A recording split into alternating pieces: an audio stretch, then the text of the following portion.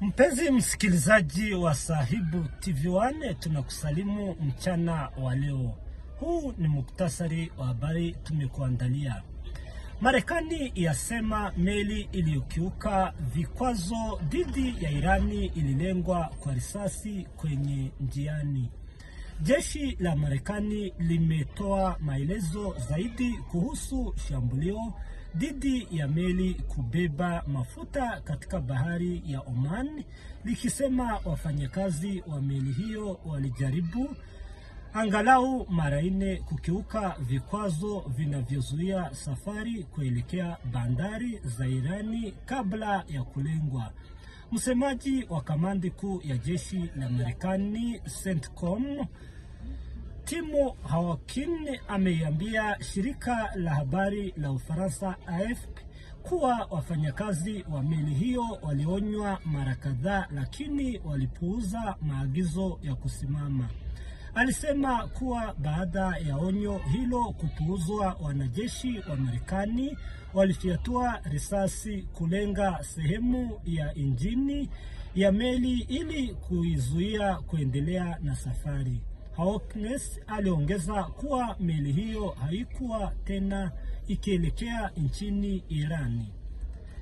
Awali, afisa mmoja wa Marekani aliliambia shirika la habari la Uingereza Reuters kuwa vikosi vya Marekani vililenga meli ya mafuta ya MT Navin baada ya kudaiwa kujaribu kukwepa vikwazo vilivyowekwa katika bandari za Irani. Tukiendelea na habari za kimataifa, mwendesha mkuu wa mashtaka ya mahakama kuu ya ICC nchini Uholanzi, Karim Khan, aondolewa kwenye wadhifa huo.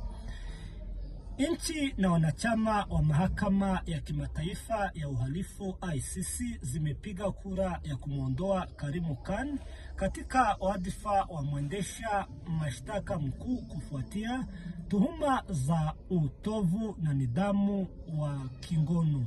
Uamuzi huo ulipitishwa Ijumaa kwa kura 82 za kuunga mkono kuondolewa kwake.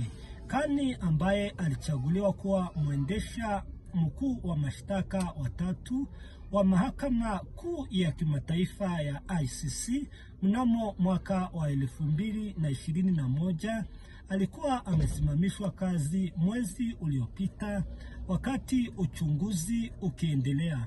Mnamo Juni, chombo cha usimamizi wa mahakama hiyo kilihitimisha kuwa Khan alifanya ukiukaji mkubwa wa majukumu yake na utovu mkubwa wa nidhamu kwa kuhusishwa na uhusiano wa kingono usiofaa na mfanyakazi wa ngazi ya chini ya mahakama hiyo ya ICC.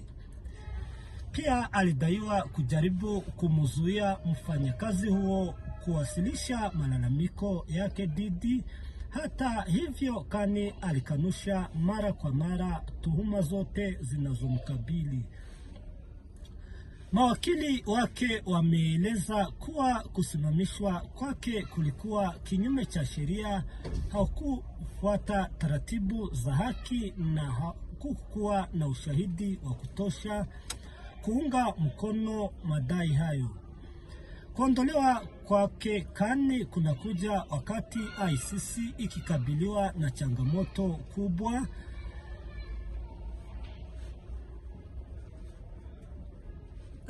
zinazotishia mustakabali wake. Uchunguzi dhidi yake umeiweka mahakama hiyo chini ya uangalizi mkali, umeongeza mgawanyiko ya ndani na umeendelea sambamba na kile kinachoelezwa kuwa juhudi zisizo za kawaida za kuidhoofisha au hata kuivunja mahakama hiyo.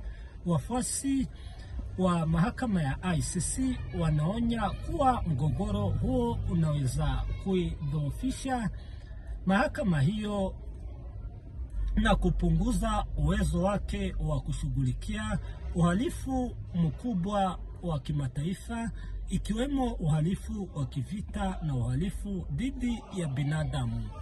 Ni hayo tu kwa sasa, mpenzi msikilizaji wa Sahib TV1. Kama wewe ni mara ya kwanza kufika hapa kwenye channel yetu ya YouTube, tunakuomba kufanya subscribe, share, pia comment ili uweze kupokea habari zetu kamili. Asanteni sana.